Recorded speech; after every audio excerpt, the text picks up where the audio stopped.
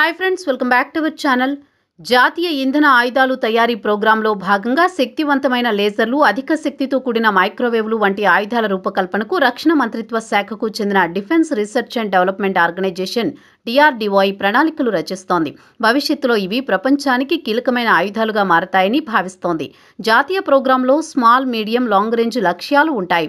చివరికి దేశీయంగా 100 కిలోవాట్ల సామర్థ్యంతో కూడిన ఆయుధాలను అభివృద్ధి చేయడమే దీని లక్ష్యమని విశ్వసనీయ వర్గాలు తెలిపాయి. పూర్తి సమాచారం తెలుసుకునేందుకు వీడియోని స్కిప్ చేయకుండా ఎండ్ వరకు చూడండి.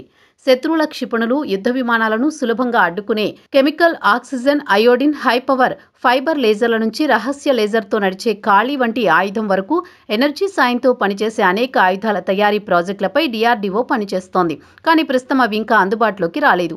ప్రస్తుతం తూర్పు లడాఖ్లో చైనాతో కొనసాగుతున్న సైనిక ఘర్షణల మధ్య డైరెక్టెడ్ ఎనర్జీ వెపన్స్ DEW పై DRDO దృష్టి సారించింది. ఇప్పటి వరకు 2 యాంటీ డ్రోన్ DEW వ్యవస్థలను అభివృద్ధి చేసిన DRDO ప్రస్తుతం వీటిని పెద్ద సంఖ్యలో ఉత్పత్తి చేయాలని భావిస్తోంది. 2 కిలోమీటర్ల పరిధిలో వైమానిక లక్ష్యాలను ఛేదించడానికి 10 కిలోవాట్ల లేజర్ సామర్థ్యంతో పనిచేసే ట్రైలర్ మౌంటెడ్ డ్రోన్, కిలోమీటరు పరిధిలోని శత్రువుల లక్ష్యాలను చేరుకునే 2 కిలోవాట్ల లేజర్ కాంపాక్ట్ ట్రైపాడ్ మౌంటెడ్ను DRDO రూపొందించింది. సాయుధ దళాలు, ఇంటెలిజెన్స్ ఏజెన్సీలు, పోలీసులకు క్షేత్రస్థాయిలో ఈ మైక్రో డ్రోన్లు ఉపయోగపడతాయని, కమాండ్ కంట్రోల్ వ్యవస్థ లేదా లేజర్ ఎలక్ట్రానిక్ విధానం ద్వారా శత్రువుల కదలికలను గమనించి దెబ్బతీయగలవని అధికారులు తెలిపారు. డ్రోన్లు, వాహనాలు, పడవలను ధ్వంసం చేయడానికి America, Russia, China, Germany, Israel వంటి దేశాలు అభివృద్ధి చేసిన అత్యంత శక్తివంతమైన DEWలతో పోలిస్తే ఈ స్వదేశీ వ్యవస్థలు చాలా ఉత్తమమైనవని వివరించారు.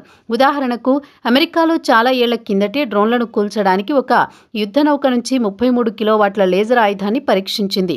అంతేకాదు, యుద్ధ విమానాన్ని గాలిలో కూల్చివేసే హై ఎనర్జీ సాలిడ్ స్టేట్ లేజర్ను ఈ ఏడాదిలో పరీక్షించింది.